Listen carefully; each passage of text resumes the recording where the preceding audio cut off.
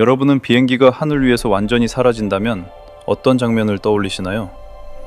거대한 기체가 레이더에서 사라지고 관제탑과의 교신이 끊기고 그리고 그 안에 타고 있던 사람들까지 단 한 명도 돌아오지 못하는 상황. 영화 속 이야기처럼 느껴질 수 있지만 이 모든 일은 실제로 벌어졌습니다. 그것도 단순한 사고가 아니라 누군가의 계획 아래 철저하게 준비된 사건으로 말입니다. 한 번의 비행, 단 한 번의 선택, 그리고 그 비행기에 탑승했다는 이유만으로 115명의 삶이 동시에 사라진 사건. 그리고 그 사건의 배후에는 국가가 있었다는 충격적인 결론까지 이어집니다. 오늘 이야기할 사건은 대한항공 858편 폭파 사건입니다. 시간은 1987년 11월 29일로 거슬러 올라갑니다. 이날 이라크 바그다드 공항에서는 서울로 향하는 대한항공 여객기가 출발 준비를 하고 있었습니다. 당시 이 노선은 해외에서 일하던 한국인 근로자들이 자주 이용하던 노선이었고 기내에는 다양한 국적의 승객들이 탑승하고 있었습니다. 누군가는 오랜만에 가족을 만나기 위해, 누군가는 일을 마치고 집으로 돌아가기 위해 그저 평범한 이유로 이 비행기를 선택했습니다. 그들에게 이 비행은 특별한 사건이 아니라 그저 일상의 일부였을 뿐입니다. 비행기는 예정대로 바그다드를 출발했고 첫 번째 경유지인 아부다비로 향합니다. 그리고 이때 아무도 주목하지 않았던 두 사람이 있었습니다. 한 중년 남성과 젊은 여성.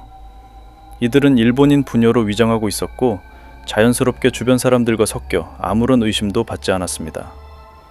말투, 행동, 심지어 표정까지도 완벽하게 일본인처럼 보였기 때문입니다. 이들은 평범한 여행객처럼 보였지만 실제로는 이 비행의 운명을 완전히 바꿔버릴 인물들이었습니다. 비행기는 문제없이 아부다비에 도착합니다.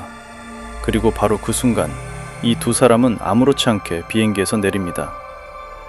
그들의 행동은 너무도 자연스러웠기 때문에 승무원도 다른 승객도 그들을 기억하지 못할 정도였습니다.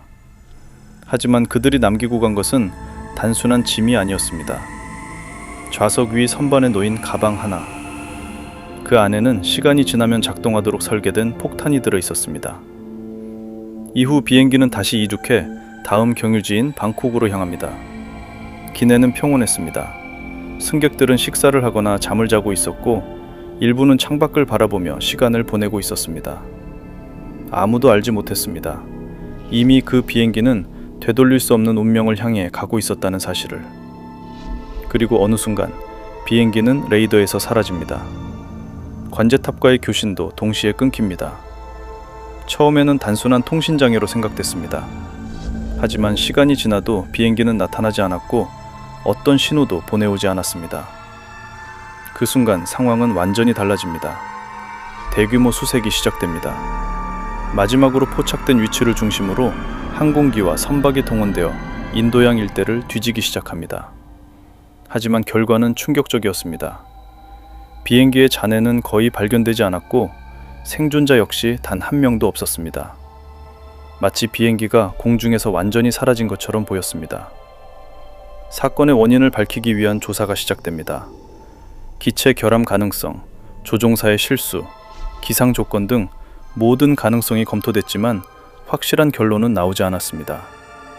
그러던 중 아부다비에서 내린 2명의 승객이 수사의 중심으로 떠오르게 됩니다. 조사를 통해 밝혀진 사실은 놀라웠습니다. 그들은 일본인이 아니었습니다. 그들의 정체는 북한 공작원 김승일과 김현이었습니다. 이들은 철저하게 준비된 작전을 수행하기 위해 수년간 훈련을 받은 인물들이었습니다. 특히 김현이는 일본어와 일본 문화를 완벽하게 익히며 실제 일본인처럼 행동할 수 있도록 교육받았습니다. 그들이 사용한 폭탄 역시 치밀하게 설계된 것이었습니다. 라디오 형태로 위장된 장치 안에 액체 폭약이 숨겨져 있었고 일정 시간이 지나면 자동으로 폭발하도록 되어 있었습니다. 즉 그들은 직접 폭발을 확인할 필요도 없이 현장을 떠날 수 있었던 것입니다. 비행기가 공중에서 폭발했을 가능성은 매우 높았고 그 충격으로 기체는 산산이 부서져 넓은 바다에 흩어졌을 것으로 추정됩니다. 그래서 잔해가 거의 발견되지 않았던 것입니다. 한편 이 두 공작원은 다음 목적지인 바레인으로 이동하던 중 공항에서 위조 여건이 발각되며 체포됩니다. 그리고 체포 직후 그들은 미리 준비해둔 독약으로 자살을 시도합니다.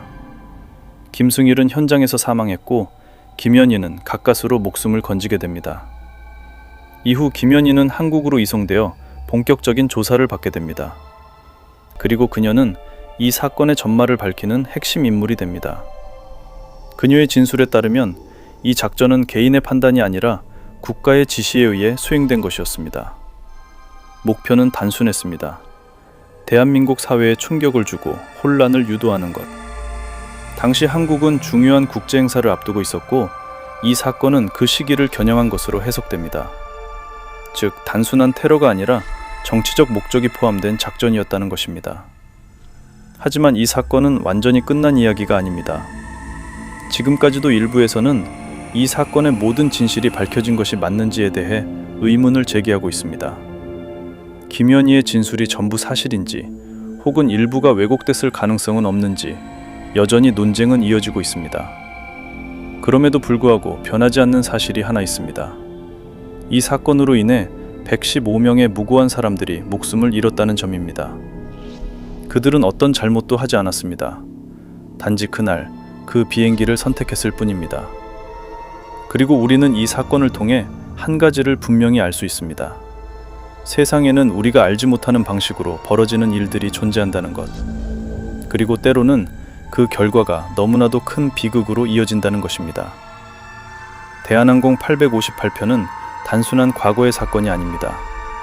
지금 이 순간에도 우리가 기억해야 할 이야기입니다. 오늘 영상이 여러분께 의미 있었다면, 그리고 이런 실제 사건들을 더 알고 싶다면 구독과 좋아요, 알림 설정까지 부탁드립니다. 다음 영상에서는 더 충격적이고 더 믿기 어려운 이야기로 찾아오겠습니다. 감사합니다.